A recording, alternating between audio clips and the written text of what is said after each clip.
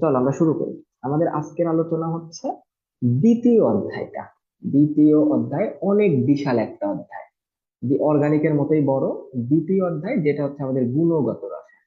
গুণগত রসায়ন বোর্ড পরীক্ষা এখান থেকে দুইটা প্রশ্ন মাস্ট আসে।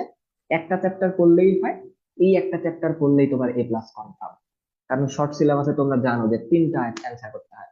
তো এই চ্যাপ্টার থেকে তোমরা দুইটা প্রশ্ন নিয়ে পেয়ে যাচ্ছ। ঠিক আছে। আচ্ছা, একটু ওয়েট করো তো, আমি একটু কলটা রিসিভ করি।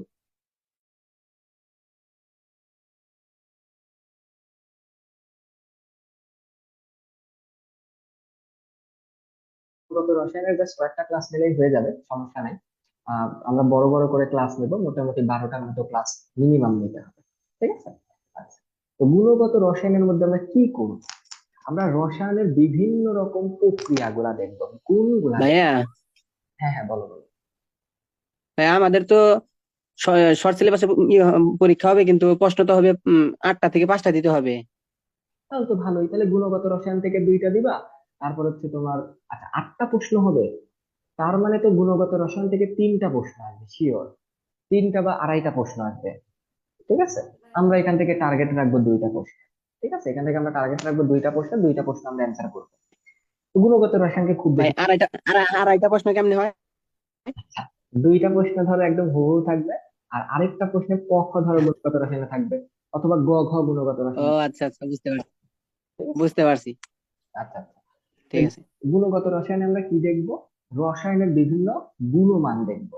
যেমন আমরা একটা পরমাণুর ব্যাসার্ধ কিভাবে বের করি, আমরা একটা পরমাণুর ভর কেমনে বের করি, পরমাণু থেকে আমরা কি কি করতে পারি, পরমাণু থেকে আয়ন কিভাবে বের করতে পারি, আয়নের বৈশিষ্ট্য কেমন হয়, মৌলের পর্যায়িত ধর্মগুলা কি কি, বিভিন্ন মানে বিষয়গুলো দেখবো। তো এই চ্যাপ্টারের মধ্যে এত এত পড়াশোনা, এটা নিয়ে তোমার দেখবা যে, মানে তোমরা যখন কলেজ ছেড়ে ভার্সিটিতে আসবে দেখবা এইটা নিয়ে এক একটা বই হয়ে গেছে।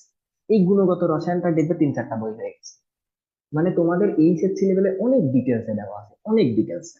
ঠিক আছে, এটা যদি তুমি পড়তে পারো ভালোভাবে, দেখবে তুমি একদম মানে মানে কেমিস্ট্রি তুমি বস হয়ে গেছে। এই চ্যাপ্টারটা এত পরিমাণে ইম্পর্টেন্ট, এত এত টপিক দেওয়া আছে এখানে। ঠিক আছে। তো চলো আমরা শুরু করি, একদম ফার্স্ট টপিক। আহামরি কঠিন না, একদমই সহজ পড়াশোনা।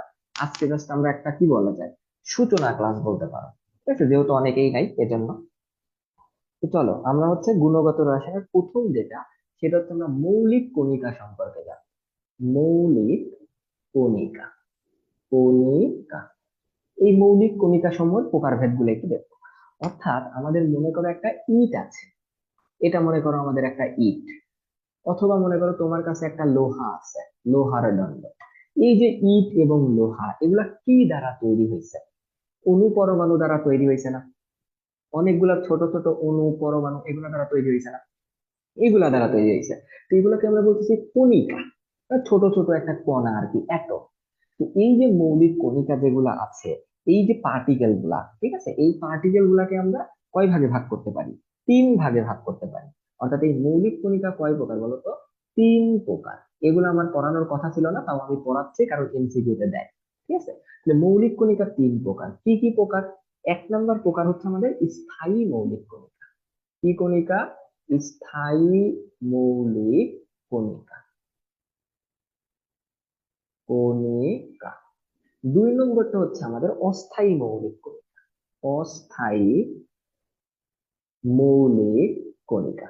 এবং তিন নাম্বার হচ্ছে আমাদের কি বলো, কম্পোজিট কণিকা, কম্পোজিট কণিকা। এই যে কম্পোজিট কণিকা, এটা অ্যাডমিশনের জন্য 100% ইম্পর্টেন্ট। অ্যাডমিশনের জন্য 100% ইম্পর্টেন্ট, একটা প্রশ্ন ফাঁস। ঠিক আছে। আচ্ছা, তো মৌলিক কণিকা কয় রকমের? মৌলিক কণিকা হচ্ছে তিন রকমের, একটা হচ্ছে স্থায়ী মৌলিক কণিকা, অস্থায়ী মৌলিক কণিকা, এবং হচ্ছে আমাদের কম্পোজিট মৌলিক কণিকা। এই যে স্থায়ী মৌলিক কণিকা, এই স্থায়ী মৌলিক কণিকা হচ্ছে আমাদের তিন রকমের। স্থায়ী মানে কি? যারা সারা জীবন আমাদের মৌলের মধ্যে থাকবে। মানে মনে করো এটা হচ্ছে আমাদের সোডিয়াম মৌল বা অক্সিজেন মৌল, এদের মধ্যে সারা জীবন কণিকা গুলা থাকবে, সেগুলো হচ্ছে স্থায়ী কণিকা। এই স্থায়ী কণিকা হচ্ছে আমাদের তিন প্রকার। ঠিক আছে। একটা হচ্ছে আমাদের ইলেকট্রন, ইলেকট্রন। দুই নম্বরটা হচ্ছে আমাদের নিউট্রন, নিউট্রন।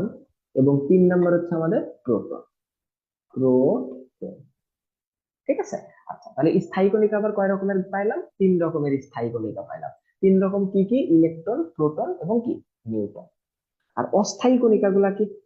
যারা মৌলের মধ্যে স্থায়ী হবে না, মানে অস্থায়ী ভাবে ঘোরাফেরা করবে, তাদেরকে আমরা বলবো কি? অস্থায়ী মৌলিক কণিকা। এই অস্থায়ী মৌলিক কণিকা অনেকগুলা হয়।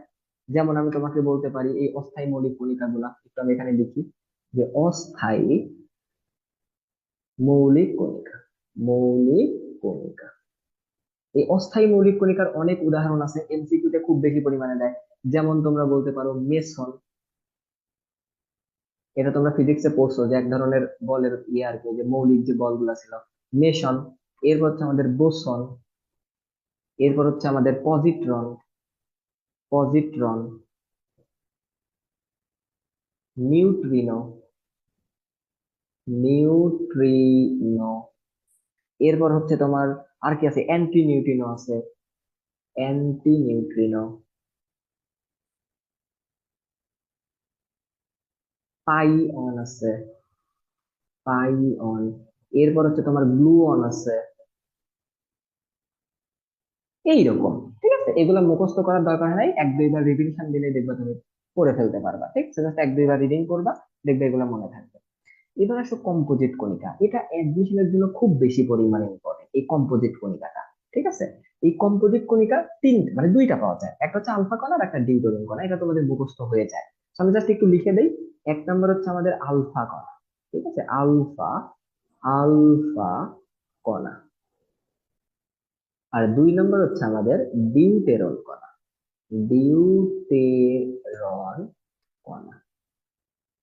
ঠিক আছে, এই যে আলফা কণা, এই আলফা কণাকে আমরা বলি হচ্ছে হিলিয়াম নিউক্লিয়াস। কি বলি বলো? Helium nucleus, nucleus. আমরা অনেক কিন্তু ডেটা এখান থেকে পড়তেছি। আলফা কণার আরেক নাম কি? Helium nucleus. অর্থাৎ হিলিয়াম থেকে যদি তুমি দুইটা ইলেকট্রন বের করে নাও, তাহলে যেটা পাওয়া সেটাই হচ্ছে হিলিয়াম নিউক্লিয়াস। মানে কি ভাইয়া, একটু দেখাই। হিলিয়াম নিউক্লিয়াস মানে ওখানে শুধু নিউক্লিয়াসই থাকবে। অর্থাৎ আমরা কি জানি বলতো, হিলিয়ামের কয়টা ইলেকট্রন? দুইটা ইলেকট্রন। এই দুইটা ইলেকট্রন যদি তুমি বের করে নাও, তাহলে তুমি কি লিখতে পারবা?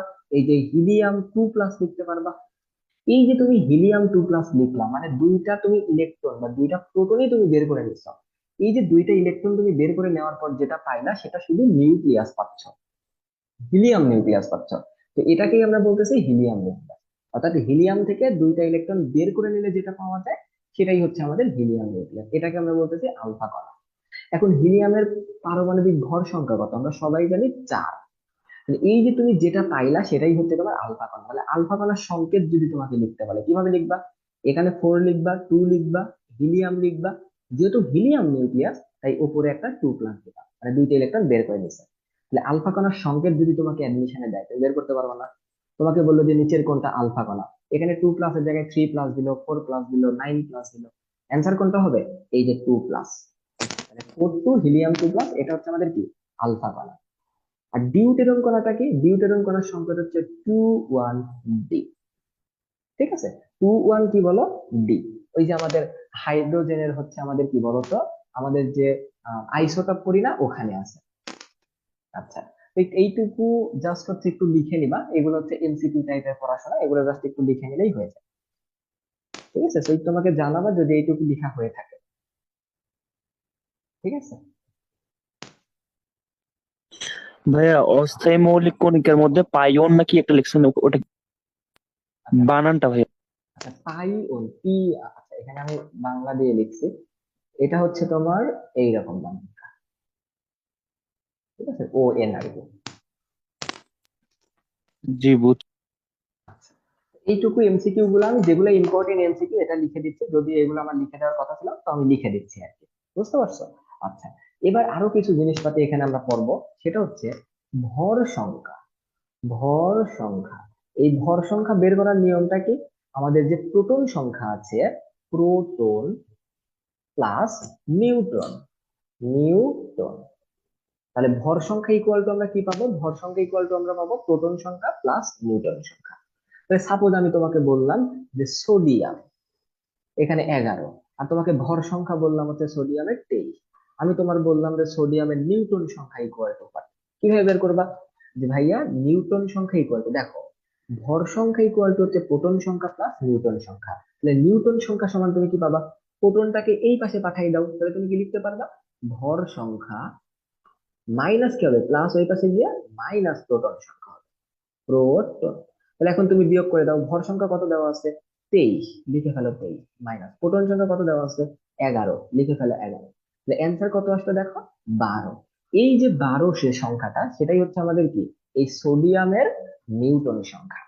তো এভাবে তোমাকে যাই দিক না কেন তুমি বের করে ফেলতে পারবে, বুঝতে পারছো? আচ্ছা, তো আমরা সামনের পেজে যাই, চলো। এবার দেখো, আমি তোমাকে বললাম যে সোডিয়াম, এখানে তোমাকে বললাম 11, 23। এই সোডিয়ামের ইলেকট্রন সংখ্যা কত, ইলেকট্রন সংখ্যা মানেই হচ্ছে তোমার প্রোটন সংখ্যা, যতক্ষণ না চার্জ থাকবে। ইলেকট্রন সংখ্যা বললে তুমি কত লিখবা, 11 লিখবা। কেন, কারণ এখানে প্রোটন সংখ্যা আছে হচ্ছে 11টা। কিন্তু এটাই যদি আমি এভাবে দিতাম, 23, 11 সোডিয়াম প্লাস, এবার একটু খেয়াল করো তো, এখানে প্রোটন সংখ্যা আছে কয়টা, 11টা, ইলেকট্রন সংখ্যাও আছে 11টা। বাট এখানে প্লাস দ্বারা কি বোঝাচ্ছে, একটা ইলেকট্রন উড়ে যাচ্ছে, মানে ছেড়ে দিচ্ছে, অন্যকে গিফট করতেছে। যেহেতু একটা ইলেকট্রন অন্যকে গিফট করতেছে, 11টা থেকে যদি একটা দিয়ে দেয় কত থাকে বলতো, 10টা। তাহলে ইলেকট্রন সংখ্যা কত হবে, 10টি। প্রোটন সংখ্যা কত হবে, প্রোটন সংখ্যার কোনো চেঞ্জ নাই, 11টা ছিল, 11টাই থাকবে। ঠিক আছে, তাহলে আমরা কি বললাম, যতক্ষণ না চার্জ থাকবে ততক্ষণ প্রোটন সংখ্যা হবে, ইলেকট্রন সংখ্যা থাকবে। আর এখানে যখন +1 দিয়ে দিবে, +2 দিয়ে দিবে, তখন দুইটা ইলেকট্রন ত্যাগ করা বোঝায়। আবার আমি তোমাকে ধরো বললাম অক্সিজেন 2-, এখানে ইলেকট্রন কয়টা আছে, এখানে অক্সিজেনের প্রোটন সংখ্যা 8, আরো দুইটা ইলেকট্রন সে গ্রহণ করতেছে, তাহলে ইলেকট্রন সংখ্যা কত হবে, 8 যোগ 2 অর্থাৎ 10টি। তার মানে চার্জ যেটা থাকবে সেটা তোমার কি করতে হবে বলতো, যোগ করতে হবে। 2- আছে মানে কি, দুইটা ইলেকট্রন গ্রহণ করতেছে। আবার 2+ মানে কি, দুইটা ইলেকট্রন ত্যাগ করতেছে। যখন 2+ থাকতো তখন আমরা এই 8-এর সাথে বিয়োগ দিতাম। বুঝতে পারছো কিনা এবং এই বিষয়গুলো ক্লিয়ার কিনা একটু আমাকে জানাও। জি ভাইয়া, ক্লিয়ার। আচ্ছা, আচ্ছা, এবার আসো, আমাদের কিছু এককের মানগুলো লাগবে। যেমন আমি যদি তোমাকে বলি 1 AME, পূর্ণরূপটা কি, অ্যাটমিক মাস ইউনিট। ঠিক আছে, atomic mass unit, ATOMIC, mass unit. আচ্ছা, মাস ইউনিট। ঠিক আছে, তাহলে এএমইউ এর পূর্ণরূপ কি, অ্যাটমিক মাস ইউনিট। এটার মান কত, আমরা যদি গ্রামে নিতে চাই, তাহলে কেজিতে নিতে চাই, তাহলে কেজিতে যদি নেই 1.66 × 10⁻⁻27 কেজি। এটাকে তুমি যদি গ্রামে নাও লিখতে পারবা 1.66 × 10⁻⁻24 গ্রাম। গ্রামে একটু বেশি হবে, অর্থাৎ 1000 দ্বারা গুণ। তো এই মানটা একটু তোমরা কি রাখবা, মুখস্থ রাখবা।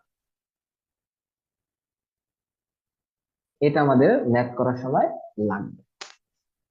ঠিক আছে, আশা করি এটা নিয়ে কারো কোনো সমস্যা হওয়ার কথা না। এবার আসো আমরা একটা নতুন টপিকে চলে যাই। ঠিক আছে, এটা একটু তুলে নিবা সবাই।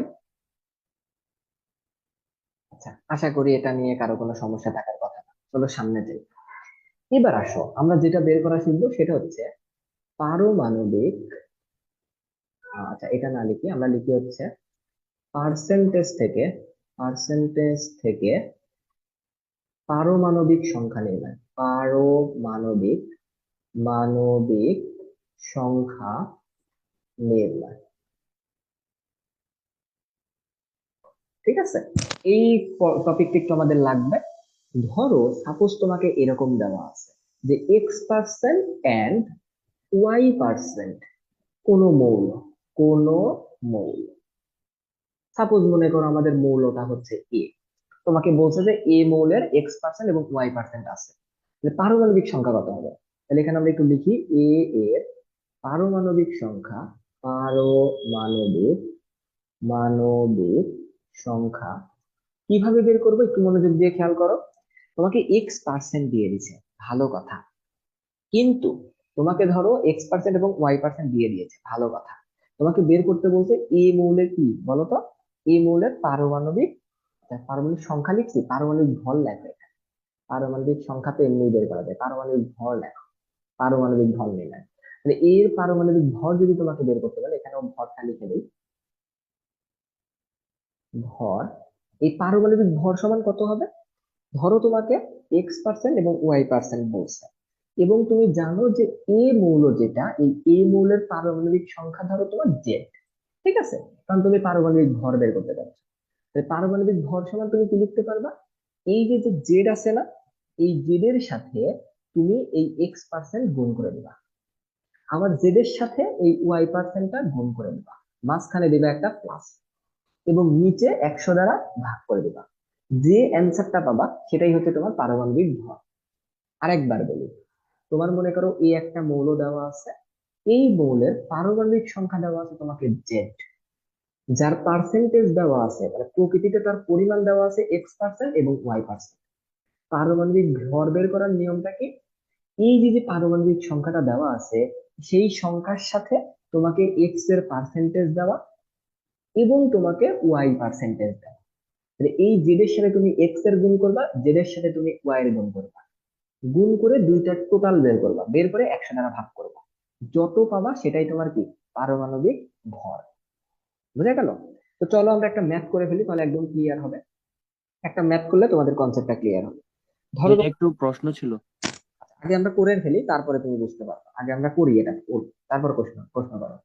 এবার দেখো, তোমাকে বললো যে ক্লোরিন এর দুটি আইসোটপ, দুটি আইসোটপ, আইসোটোপ, টোপের পরিমাণ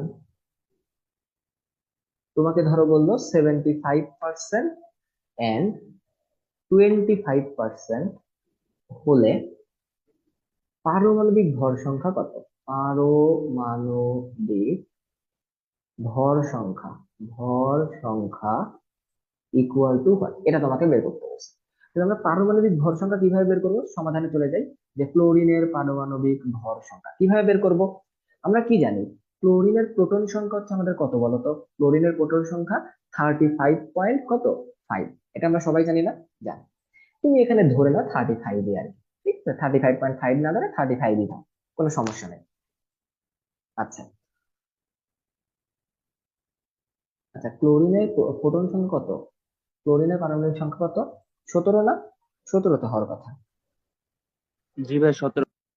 আচ্ছা, 17। আমি কি এখানে ভুল বললাম? আচ্ছা, একটু ওয়েট করো তো, এটা আমি একটু কারেকশন করি। আমি এখানে একটু ভাই ক্লোরিন তো 17। আচ্ছা আচ্ছা, আমি একটু কারেকশন করি এখানে। এখানে আমি একটু একটু কারেকশন করি, এই জায়গাটাতে একটু কারেকশন করতে হবে। তোমার ধরো এখানে x% দেওয়া আছে, বাট তোমাকে বলছে এ মৌলের পারমাণবিক ভর দেওয়া আছে হচ্ছে 35, আবার এ মৌলের আরেকটা পারমাণবিক ভর দেওয়া আছে 37, ঠিক আছে? আচ্ছা, তাহলে আচ্ছা 35 না দিয়ে এখানে আমি এক্স ওয়াই দিই বা সামথিং কিছু দিই। এখানে তোমার ধরো এ দিলাম, এখানে বি দিলাম। তাহলে এ দ্বারা গুণ দিব, বি দ্বারা গুণ। এবার আশা করি ঠিকঠাক থাকবে। একটু আমি তোমাকে আরেকবার একটু বলি, আমার এখানে একটু মিস্টেক ছিল, এজন্যই বলতেছি যে মিলছে না কেন। দেখো, তোমাকে একটা এ মৌল দেওয়া আছে, এই এ মৌলের দুইটা আইসোটপ দেওয়া আছে। যেমন এ এ একটা আইসোটপ, এ বি একটা আইসোটপ। আমরা কি জানি? আইসোটপ একটু পরে পড়তেছি, তাহলে আরো বেশি ক্লিয়ার হবে। তোমাকে এখানে এই যে এ যে আইসোটপটা আছে, এটার পার্সেন্টেজ দেওয়া আছে x%, বি যে আইসোটপটা দেওয়া আছে সেটার পার্সেন্টেজ দেওয়া আছে y%। তখন আমরা পারমাণবিক ভর কিভাবে বের করব? এ মৌলের যে আইসোটপের ভরটা, সেটার সাথে এই এ মৌলের যে পার্সেন্টেজটা সেটা গুণ দিবা।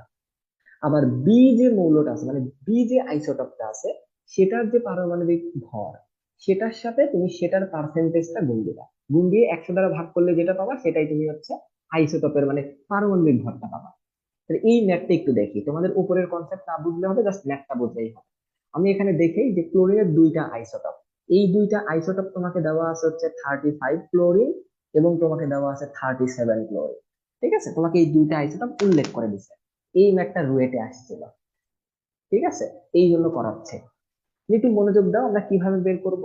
তোমাকে বলছে যে এই যে ক্লোরিন 35, এটার পার্সেন্টেজ দেওয়া আছে 75, এবং ক্লোরিন 37 এটার পার্সেন্টেজ দেওয়া আছে 25। কিভাবে বের করব? 35-এর জন্য পার্সেন্টেজ কত? 75। তাহলে এই 35-এর সাথে তুমি 75 গুণ দাও, মাঝখানে একটা প্লাস। 37-এর জন্য মানে 37 ভরের জন্য তোমার পার্সেন্টেজ কত দেওয়া আছে? 25। তাই এটার সাথে তুমি কি করবা? এই 25টা গুণ। এবং নিচে কি করবা? যেহেতু পার্সেন্ট আছে তাই 100 দ্বারা ভাগ করবা। তোমার অ্যান্সার আসবে 35.5। এটাই হচ্ছে তোমার ক্লোরিনের ভর সংখ্যা। তোমাকে সাপোজ এখানে হচ্ছে ক্লোরিন 37 না বলে তোমাকে বললো হচ্ছে ক্লোরিন 38, তাহলে তুমি কি করতা? এই 37 এর জায়গায় তুমি 38 দ্বারা গুণ দিতে। মানে মেইন কনসেপ্টটা কি? মেইন কনসেপ্ট হচ্ছে তোমাকে যেটার জন্য যত পার্সেন্টেজ দেওয়া থাকবে সেই দুইটা তুমি গুণ করবা এবং যোগ করে 100 দ্বারা ভাগ দিবা, এটাই তোমার কাজ। সাপোজ তোমাকে ধরো আইসোটোপ দেওয়া থাকলো 35 ক্লোরিন, তোমাকে দেওয়া থাকলো 37 ক্লোরিন, এবং তোমাকে দেওয়া থাকলো হচ্ছে 38 ক্লোরিন। পার্সেন্টেজ দেওয়া থাকলো 75, 24 এবং 1%। তাহলে এই 35-এর সাথে তুমি 75 গুণ করবা, 37-এর সাথে 24 গুণ করবা, 38-এর সাথে 1 গুণ করবা, এবং গুণ করে নিচে কি করবা? 100 দ্বারা ভাগ করবা, এবং অবশ্যই সবগুলার যোগ করার পর যেটা পাবা সেটাই হচ্ছে আমাদের পারমাণবিক ভর। দেখো বিষয়টা বুঝতে পারছো কিনা? এইরকম ম্যাথ এমসিকিউ তে দিতে পারে, এই জন্য করা না। ভাইয়া, পার্সেন্টেজ কি সবসময় দুইটা মিলে 100 হবে? হ্যাঁ, দুইটা বা তিনটা, যত কয়টা দেওয়া থাকবে টোটাল 100 হইতেই হবে। ঠিক আছে? জি ভাইয়া। আর ভাইয়া যদি তিনটা থাকে তাহলে এই যে যেমন 35 × 75 প্লাস হচ্ছে 37 × 225 প্লাস হচ্ছে যে 3 নাম্বার যদি কিছু থাকে তাহলে সেটাও এভাবে লাগাই দিব। হ্যাঁ, সেটাও এভাবে জাস্ট যোগ করে দিবা। ধরো তোমার এখানে তোমাকে দিয়েছে যেহেতু 100 হয়ে গেছে, এটাকে ধরো তোমার 24 আর 1 দিয়ে দিছে, তখন তুমি 1 এর সাথে তুমি হচ্ছে 38 গুণ করতা। ঠিক আছে? আবার এখানে তুমি 24-এর সাথে হচ্ছে কত গুণ করতা? এই যে 25 গুণ করতা, সরি, 24-এর সাথে হচ্ছে 36 গুণ করতা। এরপর তুমি হচ্ছে 75-এর সাথে তুমি হচ্ছে 35 গুণ করতা, নিচে 100 দ্বারা ভাগ করতা। ঠিক আছে? মানে তিনটা থাকলে জাস্ট যোগ করে আরেকটা তুমি গুণ করে দিতে। বুঝতে পারছো? মানে সবার জি জন্য ভাইয়া, ক্লিয়ার। পার্সেন্টেজ দেওয়া আছে। যেমন 35-এর জন্য তোমাকে পার্সেন্টেজ দিয়েছে 75, 37-এর জন্য তোমাকে দিয়েছে 25, এরকম আরেকটার জন্য তোমাকে দেওয়া থাকবে। তো ওটাও তুমি গুণ করে যোগ করে 100 দ্বারা ভাগ করবা। বুঝতে পারছো? জি ভাইয়া, ক্লিয়ার। এটুকু বুঝলেই হবে। আমরা সামনের দিকেতে এইসব ম্যাথ হচ্ছে তোমাদের এইচএসসি এর জন্য, এমসিকিউ এর জন্য ইম্পর্টেন্ট আর কি। এই জন্য একটু দেখাচ্ছি আর কি, যদিও মানে বিগত বছরগুলোতে দেয় নাই, তবুও আমি একটু দেখাই না। এবার আসো, আমরা হচ্ছে আইসোটপ নিয়ে যেহেতু কথা বললাম, তাই আইসোটপের পার্টটুকু আমরা শেষ করে দিই। প্রথম আমরা কিছু জিনিসপাতি দেখবো। 1 নম্বর দিয়ে শুরু করি, সেটা হচ্ছে আমাদের আইসোটপ। আইসোটোপ, আইসোটপ জিনিসটা কি? আমাদের পারমাণবিক সংখ্যা একই হবে, কিন্তু নিউটন সংখ্যা ভিন্ন হবে। ঠিক আছে? আর নিউটন সংখ্যা ভিন্ন কেন হয়? ভর সংখ্যা ভিন্নতার কারণে। তাহলে আমি একটু লিখি, সংজ্ঞাটা লিখি, যে পারমাণবিক সংখ্যা, পারমাণবিক সংখ্যা একই, কিন্তু বাট ভর সংখ্যা ডাজ নট সেম। আমরা বলতে পারি হচ্ছে ভর সংখ্যা একই নয়, একই নয়। ঠিক আছে? আচ্ছা, তাহলে দেখো আইসোটপ জিনিসটা কি? আমাদের পারমাণবিক সংখ্যা একই হবে বাট ভর সংখ্যা একই হবে না। যেমন আমি তোমাকে বললাম হচ্ছে অক্সিজেনেরটাই চিন্তা করো। অক্সিজেনের হচ্ছে আইসোটপ রয়েছে কয়টা বলো তো? 3টা আইসোটপ। অক্সিজেনের অনেকগুলাই আছে বাট আমাদের প্রকৃতিতে পাওয়া যায় 3টা, এই জন্য আমরা 3টাই লিখি। তো আমরা ক্লোরিনেরটা লিখতে পারি, কারণ ক্লোরিনের 2টাই পাওয়া যায়। তো ক্লোরিনের আমরা একটু লিখি, যেটা একটু আগে লিখছিলাম, 35 17। আবার হচ্ছে আমাদের ক্লোরিনের আরেকটা আইসোটোপ হচ্ছে 37 17 ক্লোরিন। একটু মনোযোগ দিয়ে খেয়াল করবা। দেখো এখানে ক্লোরিনের হচ্ছে আমাদের প্রোটন সংখ্যা সেম। দেখো এই যে পারমাণবিক সংখ্যা সেম, 17 17, বাট ভর সংখ্যা দেখো, একবার 35 একবার 37। তাহলে দেখো ভর সংখ্যা কিন্তু সেম নয়। তাই আমরা বলতে পারি কি, যে এটা আমাদের কি নয়? আইসোটপ। এটা আমাদের কি? আইসোটপ। আবার আমি তোমাকে ধরো বললাম এইরকম, যে 35, তোমাকে বললাম হচ্ছে ক্লোরিন 17, এবং আমি তোমাকে বললাম হচ্ছে 1 1 হাইড্রোজেন। দেখো তো এখানে কি আমাদের প্রোটন সংখ্যা সেম? প্রোটন সংখ্যা সেম নয়, তাই এটা আমাদের আইসোটপ নয়। তো আমি হাইড্রোজেনের 3টে আইসোটপ লিখে দেই, যে হাইড্রোজেন এর 3টি আইসোটপ রয়েছে, 3টি আইসোটপ। ঠিক আছে? 1 নম্বর আইসোটপ হচ্ছে আমাদের প্রোটিয়াম, প্রোটিয়াম, যেটা সংকেত হচ্ছে 1 1 হাইড্রোজেন। ঠিক আছে? এর পরেরটার নাম হচ্ছে আমাদের ডিউটেরিয়াম, ডিউটেরিয়াম। ডিউ মানে বোঝাই যাচ্ছে 2 এর সাথে রিলেশন আছে, ডিউটেরিয়াম। ডিউটেরিয়ামের সংকেত কি বলো? এখানে হচ্ছে 2 1 হাইড্রোজেন। এটাকে অনেক সময় এভাবেও প্রকাশ করা হয়, 2 1 ডি দ্বারাও প্রকাশ করা হয়, এই যে ডিউটেরিয়ামের ডি। ঠিক আছে? 3 নাম্বারটা হচ্ছে আমাদের টিটিয়াম। টিটিয়াম, যদিও বানানটা এমন না, এখানে ট্রি হবে এরকম, ঠিক আছে, ট্রিটিয়াম। তো এই ট্রিটিয়ামের সংকেতটা কি দেখো, 1 হয়েছে 2 হয়েছে, এবার কি হবে, ট্রিটিয়াম মানে 3-এর সাথে সম্পর্ক আছে, তাই 3 1 হাইড্রোজেন। একটু মনোযোগ দিয়ে খেয়াল করলে দেখতে পাবা এখানে আমাদের পারমাণবিক সংখ্যা সবগুলারই 1, আর ভর সংখ্যা প্রথমটাতে 1, দ্বিতীয়টাতে 2, তৃতীয়টাতে হচ্ছে আমাদের 3। তাহলে ভর সংখ্যা ভিন্ন বাট প্রোটন সংখ্যা সেম, তাই এগুলো আমাদের কি বলতো, এই সবাই হচ্ছে আমাদের আইসোটোপ। আইসো একইভাবে আমরা কার্বনের জন্য বের করতে পারি। কার্বনের কয়টা আইসোটোপ বলতো, কার্বনের 4টা আইসোটোপ। আমরা কার্বনের জন্য একটু লিখি, কার্বনের জন্য আইসোটোপ হচ্ছে আমাদের 11 6 কার্বন, তারপর হচ্ছে আমাদের 12 6 কার্বন, এরপর হচ্ছে আমাদের 13 6 কার্বন, এবং হচ্ছে আমাদের 14 6 কার্বন। ঠিক আছে, কার্বনের এই 4টা আইসোটোপ। অক্সিজেনের কয়টা আইসোটোপ, অক্সিজেনের অনেকগুলো আইসোটোপ, যেহেতু প্রকৃতিতে 3টা পাওয়া যায় 3টাই লেখে, বাট আমরা 5টাই লিখে দেই, যেহেতু 5টা আইসোটোপ অক্সিজেনের যখন তখন দিয়ে দিতে পারে, এই জন্য আমি একটু লিখে দেই। এখানে হচ্ছে 16 8 অক্সিজেন, 17 8 অক্সিজেন, 18 8 অক্সিজেন, এবং হচ্ছে আমাদের 19 8 অক্সিজেন। এই 5টা আইসোটোপ হচ্ছে অক্সিজেনের দেখা যায়। একটু লক্ষ্য করলে দেখতে পাবা সবার জন্যই পারমাণবিক সংখ্যাটা সেম, বাট আমাদের ভর সংখ্যাটা দেখো এক একজনের এক এক রকম, ভিন্ন ভিন্ন। এজন্য এদেরকে আমরা বলতেছি কি বলতো, এরা সবাই পরস্পরের আইসোটোপ। এই আইসোটোপ কথাটা আসছে কোথা থেকে একটু খেয়াল করো। আইসোটোপের বানান হচ্ছে ISO TOPE। এই যে আইসো মানে হচ্ছে তোমার কি বলতো, সমান। আইসো মানে কি, আইসো মানে হচ্ছে সমান। আর টোপস মানে কি, স্থান থেকে নেওয়া। তাহলে একটু আমি লিখে দিই, আইসোস এটা মানে হচ্ছে আমাদের সমান, আর টোপস মানে হচ্ছে স্থান থেকে নেওয়া, স্থান থেকে নেওয়া।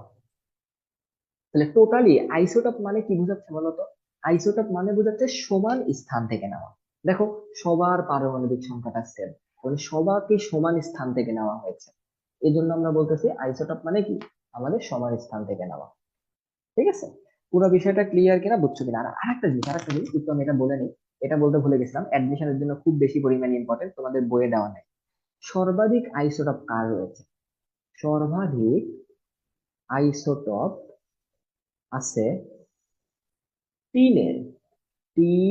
তিনের সংকেত কি, এস। পুরো বিষয়টা ক্লিয়ার কিনা, বুঝছো কিনা আমাকে একটু জানাও। এখানে কারো প্রবলেম থাকলে সেটা বলো আমাকে। জি ভাইয়া বুঝছি। এদিকে একটু তুলে নাও, এরপর হচ্ছে আমার সামনে। ভাই টিনের আইসোটোপ কয়টা? তিনের আইসোটোপ হচ্ছে 10টা, লিখে নাও এখানে। তিনের সর্বাধিক আইসোটোপ আছে, এবং আইসোটোপ সংখ্যা কত, সংখ্যা হচ্ছে 10টি। ঠিক আছে, এটাও দিতে পারে যে তিনের আইসোটোপ সংখ্যা কতটি, তাহলে সেটার অ্যান্সার কত হবে, 10টা। বুঝতে পারছো? তো দেখো পুরো বিষয়টা ক্লিয়ার কিনা, বুঝছো কিনা আমাকে একটু জানো। আজকে আমি জি ভাইয়া ক্লিয়ার। আগে থেকে আমি স্লাইডটা লিখে রাখি নাই, এই জন্য আমাদের একটু সময় লাগতেছে। ঠিক আছে, নেক্সট দিন থেকে আমি কিছু কিছু জিনিসপাতি লিখে রাখবো, এই যে থিওরি গুলা, যাতে হচ্ছে আমাদের সময়টা সেভ হয়। ঠিক আছে, এরপর চলো সামনের দিকে যাই। আমাদের কি সময় আছে? হ্যাঁ সময় আছে, কেটে গেলে আবার নতুন করে জয়েন দেবো। এরপর হচ্ছে আমরা 2 নম্বরে কি পড়বো বলতো, আইসো বার। আইসো বার, আইসো বার মানে কি দেখো, আইসোটোপ, আগের পেজে যাই। আইসোটোপের লাস্টে কি ছিল বলতো, লাস্টে ছিল হচ্ছে প। প, প মানে কি বোঝায় বলতো, প্রোটন সংখ্যা বা পারমাণবিক সংখ্যা। মানে লাস্টে প ছিল, সেটা দ্বারা আমরা মনে রাখবো কি, পারমাণবিক সংখ্যা সেট। বোঝা গেল, আমরা কিন্তু মুখস্থ করবো না, শর্টকাট করবো। এবার দেখো আইসো বারের শেষে কি আছে, বার। বার মানে কি, ভর। বার কার সাথে সম্পর্কিত, ভরের সাথে। তাহলে আমরা বলবো কি, আইসো বারে কি সেম থাকবে, ভর সংখ্যা সেম থাকবে। ভর সংখ্যা সেম থাকবে, সেম থাকবে। দেখো আমাদের কিন্তু মুখস্থ করবে না। আইসোটোপের লাস্টে ছিল প, তার মানে প্রোটন সংখ্যা সেম থাকবে। আইসোবারের লাস্টে ছিল বার, মানে ভর সংখ্যা সেম থাকবে। বুঝতে পারছো? আচ্ছা, আর এখানে ভর সংখ্যা সেম থাকবে বাট পারমাণবিক সংখ্যা ভিন্ন। ঠিক আছে, তাহলে ভর সংখ্যা সেম থাকবে, আর ভর সংখ্যা সেম থাকলে কি হবে, পারমাণবিক সংখ্যা ভিন্ন হবে। পারমাণবিক সংখ্যা ভিন্ন। বুঝা গেল? তো চলো আমরা কিছু উদাহরণ দেখি। যেমন তোমাকে বললাম 3 1 হাইড্রোজেন, এবং আমি তোমাকে বললাম 3 2 হিলিয়াম। খেয়াল করো, এখানে দুইটা আলাদা দুইটা পরমাণু, বাট দেখো হিলিয়ামেরও এখানে পারমাণবিক ভর দেওয়া আছে 3, এখানে হাইড্রোজেনেরও পারমাণবিক ভর 3, মানে ভর সংখ্যাটা সেম হয়ে গিয়েছে, পারমাণবিক সংখ্যা সেম না। তাই এটাকে আমরা কি বলবো? আইসোবার। আইসোবার, বুঝা গেল? এবার আমি তোমাকে বললাম 6429 কপার, এবং তোমাকে আমি বললাম হচ্ছে 6430 জিঙ্ক। খেয়াল করো, জিঙ্কের ভর সংখ্যা হচ্ছে 64, কপারের ভর সংখ্যা হচ্ছে 64, তার মানে এরাও কি বলতো? আইসোবার। আবার তোমাকে আমি বললাম 4018 আর্গন, এবং তোমাকে আমি বললাম হচ্ছে 1419 পটাশিয়াম, এবং তোমাকে বললাম 1420 ক্যালসিয়াম। এটা সবচেয়ে বেশি পরিমাণে আসে। দেখো এখানে সবারই কি, দেখো তো, 40 40 40, সবারই পারমাণবিক। আমাদের কেটে যাওয়ার আগ পর্যন্ত আমাদের কি ছিল? আমরা দেখতেছিলাম আইসোবার মানে কি, লাস্টে আছে বার, তার মানে ভর সংখ্যাটা সেম হবে। ভর সংখ্যাটা সেম হলেই তাকে আমরা কি বলবো? আইসোবার। আমরা উদাহরণ কোনটা দিচ্ছিলাম? আমরা দিচ্ছিলাম হচ্ছে 4018 আর্গন, আমি দিচ্ছিলাম হচ্ছে 4019 পটাশিয়াম, 4020 ক্যালসিয়াম। এই উদাহরণটা সবচেয়ে বেশি আসে। এটা রুয়েটে অনেক কয়বার আসছিল। ঠিক আছে, যে তোমার হচ্ছে আহ এই তিনটা পরস্পরের কি, এমসিকিউতে। ঠিক আছে, তো দেখো সবারই হচ্ছে আমাদের ভর সংখ্যাটা সেম দেওয়া আছে, তাই এরা সবাই কি বলতো? আইসোবার। আইসোবার, এটাই আমার কাঙ্ক্ষিত কি, অ্যান্সার। আরো এরকম আছে, যেমন হচ্ছে 204 এবং হচ্ছে 80 মার্কারি, এন্ড হচ্ছে আমাদের 204 82 কি হবে? লেড হবে। কারণ লেডের ভর পারমাণবিক সংখ্যা হচ্ছে 82। খেয়াল করো, মার্কারি এবং লেড উভয়ের দেখো ভর সংখ্যাটা হচ্ছে 204, অর্থাৎ 204। যেহেতু ভর সংখ্যা সেম, তাই এরা পরস্পরের কি, আইসোবার। তো তোমাকে পরীক্ষায় সাপোজ দিয়ে দিল যে নিচের কোনটা আইসোবার, তো তুমি দেখবা কাদের ভর সংখ্যাটা সেম, তারা কি পরস্পরের আইসোবার। দেখো এই আইসোবার নিয়ে কারো কোনো সমস্যা আছে কিনা? জি না ভাইয়া। আচ্ছা, এবার চলো সামনে যাই। এবার হচ্ছে আমরা একসাথে অনেক কয়টা পড়বো। 3 নাম্বারটা দেখো, আইসোটোন, বাংলা দিয়ে লিখি আইসোটোন। 4 নাম্বার হচ্ছে তোমাদের আইসো ডায়াফার, আইসো ডায়াফার। 5 নাম্বারটা হচ্ছে আমাদের আইসোমার।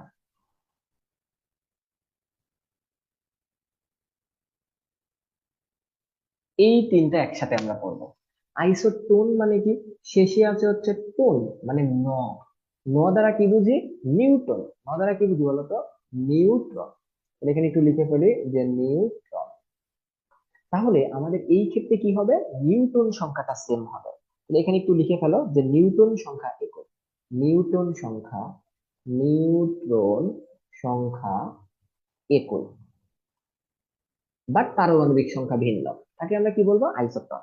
উদাহরণগুলো একটু দেখি। যেমন তোমাকে বললাম 3 1 হাইড্রোজেন, তোমাকে আমি বললাম হচ্ছে 4 2 হিলিয়াম। খেয়াল করো তো এদের দুজনের মধ্যে, তুমি প্রথমটার ক্ষেত্রে একটু নিউটন সংখ্যা বের করো, হাইড্রোজেনের ক্ষেত্রে। তাহলে পারমাণবিক ভর সংখ্যা থেকে পারমাণবিক সংখ্যা যদি বিয়োগ দাও, অর্থাৎ 3 থেকে 1 বিয়োগ দিলে কত থাকে? 2 থাকে। তাহলে হাইড্রোজেনের নিউটন সংখ্যা 2। হিলিয়ামের ক্ষেত্রে দেখো, এটা তো আমাদের কি, ট্রিটিয়াম। এবার দেখো হিলিয়ামের ক্ষেত্রে দেখো, পারমাণবিক ভর সংখ্যা 4 আর পারমাণবিক সংখ্যা 2, তুমি যদি বিয়োগ করো কত পাও? 2 পাও।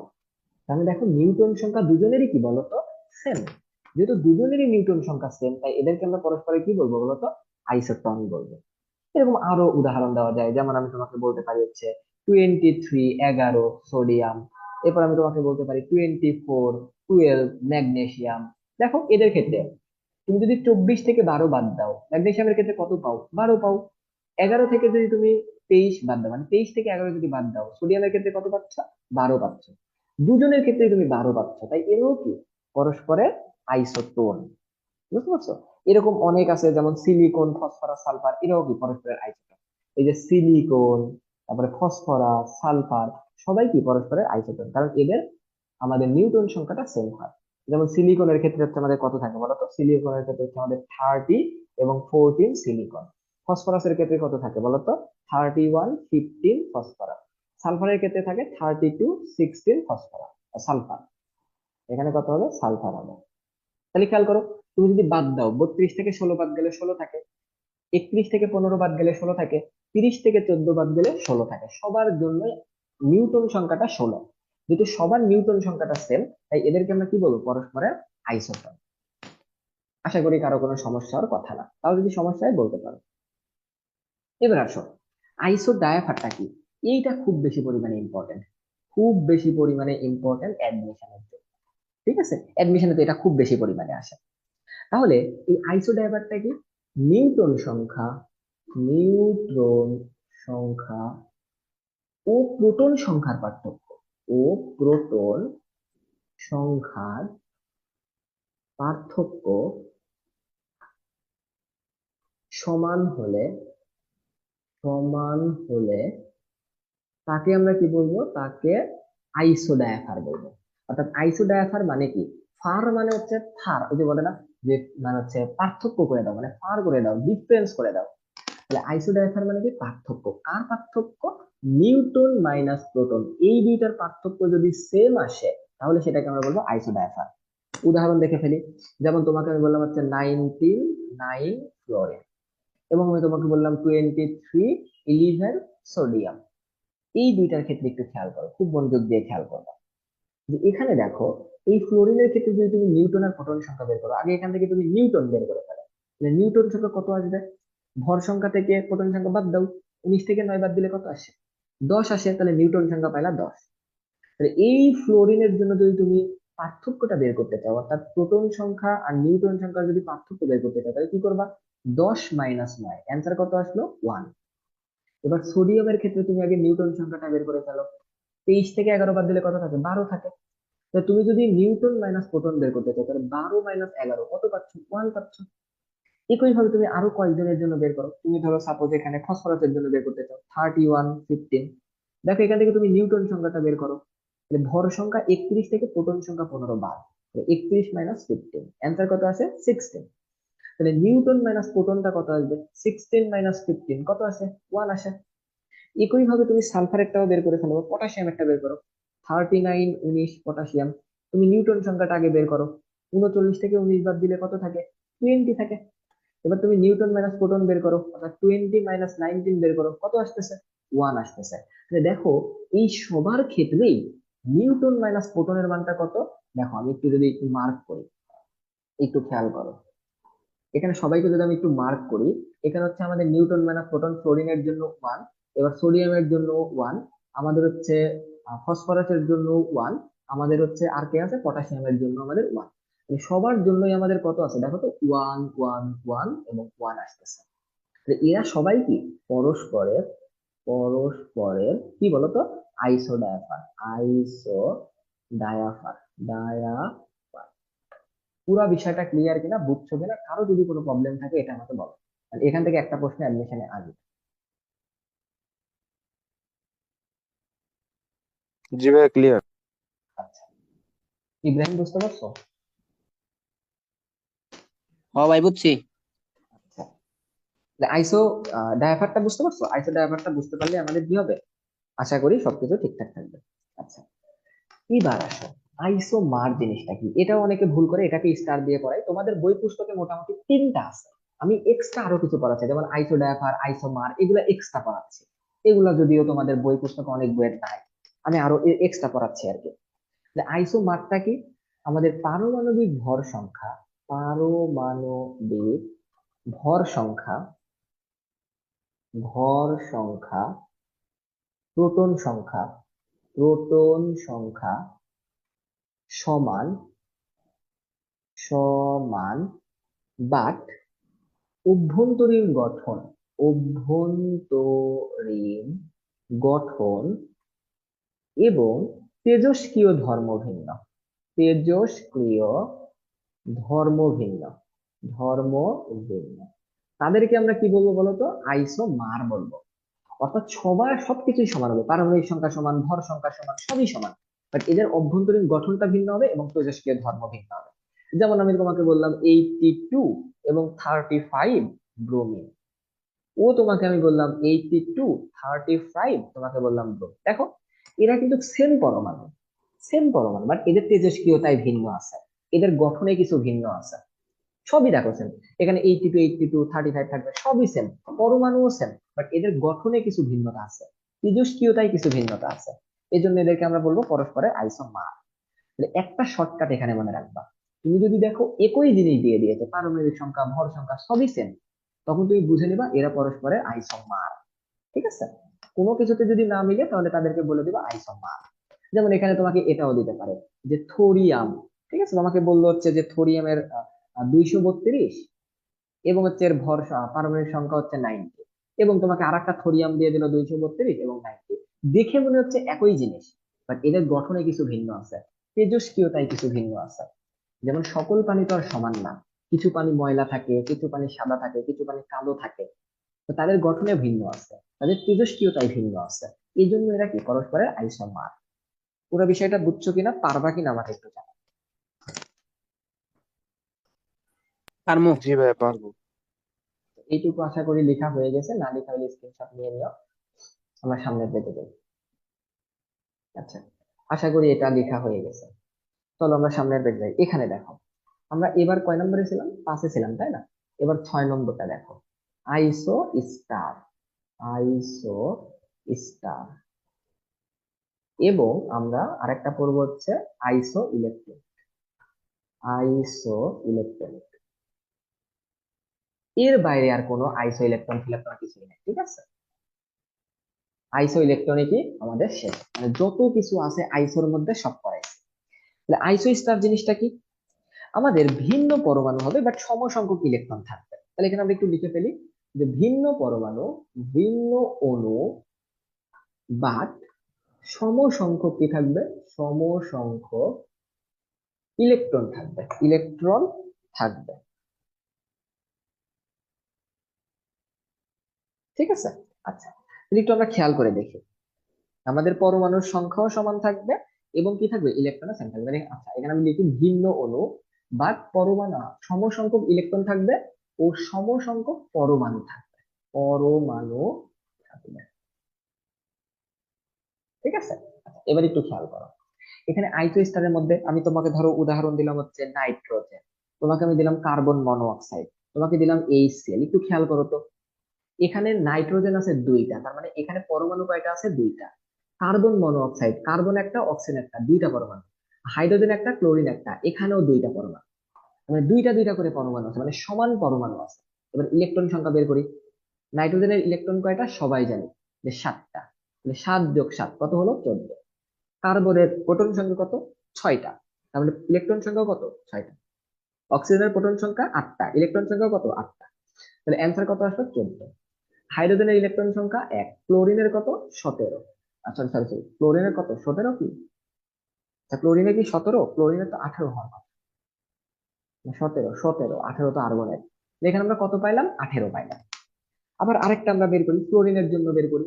ফ্লোরিনের দেখো, ফ্লোরিনের ইলেকট্রন 9টা, যেহেতু 2টা ফ্লোরিন আছে তাই 9 যোগ 9 কত পাইলাম, 18 পাইলাম। একটু মনোযোগ দাও, প্রথম দুইটার ক্ষেত্রে একটু খেয়াল করো। এখানে আমাদের দেখো ইলেকট্রন সংখ্যা 14টা এবং 14টা, মানে ইলেকট্রন সংখ্যা সমান আছে। আবার পরমাণু সংখ্যাও 2টা 2টা করে, অর্থাৎ পরমাণু সংখ্যাও সমান আছে, তাই এরা কি পরস্পরের আইসো স্টার। আবার দেখো এই সিল এর ক্ষেত্রে পরমাণু সংখ্যা 2টা, ফ্লোরিনের ক্ষেত্রেও পরমাণু সংখ্যা 2টা, আবার ইলেকট্রন সংখ্যাও 18টা 18টা। তার মানে কি এরাও পরস্পরের কি আইসো স্টার। তার মানে সমসংখ্যক ইলেকট্রন থাকতে হবে, সমসংখ্যক পরমাণুও থাকতে হবে, তখন তাদেরকে আমরা কি বলবো, আইসো স্টার। পুরো বিষয়টা ক্লিয়ার কিনা এবং বুঝতে পারছো কিনা আমাকে একটু জানাও। জি ভাইয়া। আচ্ছা, ঠিক আছে। এবার আসো, আইসো ইলেকট্রনিক জিনিসটা কি? আইসো ইলেকট্রনিকটাও ওয়ান কাইন্ড অফ আইসো স্টার, জাস্ট এখানে হচ্ছে আমাদের সমসংখ্যক পরমাণু থাকবে না, অসম সংখ্যক থাকবে, বাট ইলেকট্রন সংখ্যা সেম থাকবে। দেখো, আইসো ইলেকট্রনিক্স, ইলেকট্রন আছে লাস্টে, তার মানে ইলেকট্রন সেম হবে, তাহলে এখানে লিখে ফেলো ইলেকট্রন সেম হবে, সেম হবে। কাদের ইলেকট্রন সেম হবে? আয়ন হইতে পারে, পরমাণু হইতে পারে, অণু হইতে পারে। যেমন তোমাকে আমি বললাম কার্বন মনোঅক্সাইড, তোমাকে আমি বললাম হচ্ছে নাইট্রোজেন, তোমাকে আমি বললাম CN-। এদের ক্ষেত্রে একটু খেয়াল করো, কার্বনের ইলেকট্রন কয়টা, 6টা। অক্সিজেনের কয়টা, 8টা, যোগ করলে 14টা। নাইট্রোজেন, একটা নাইট্রোজেনের 7টা, আরেকটা নাইট্রোজেনের 7টা, মোট কত, 14। কার্বনের কয়টা, কার্বনের 6টা। নাইট্রোজেনের কয়টা, 7টা। এবং নাইট্রোজেন আরো একটা গ্রহণ করছে, তবে নাইট্রোজেনের এখন কয়টা হয়েছে, 8টা হয়েছে, তাহলে টোটাল কত? 14টা। সবারই 14টা ইলেকট্রন, তাই এরা সবাই কি?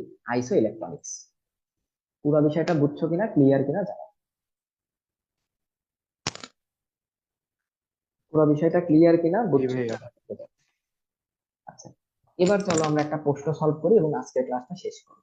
প্রথম প্রশ্ন, এটা আসছিল হচ্ছে দিনাজপুর বোর্ড 2019-এ, ঠিক আছে, খ নম্বরে। প্রশ্নটা কি ছিল? আয়রন 2+ ও কোবাল্ট 3+ পরস্পর পরস্পরের আইসো ইলেকট্রনিক আইসো ইলেকট্রনিক্স ইলেকট্রনিক্স ব্যাখ্যা করো, ব্যাখ্যা করো। তাহলে কিভাবে ব্যাখ্যা করব? তোমার প্রথম কাজ হবে সংজ্ঞা দেওয়া। সংজ্ঞা কিভাবে দেবা?